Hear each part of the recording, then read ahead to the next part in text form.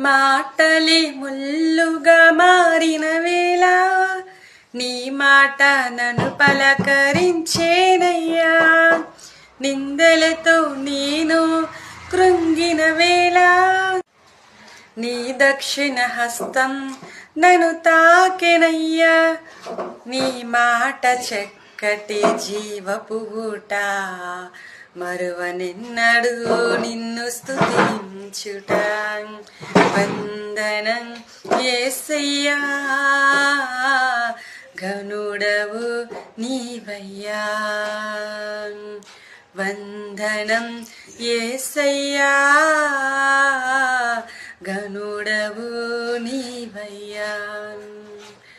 గతకాలమంతా నీ నీడలోన దాచావు దేవా, వందనం.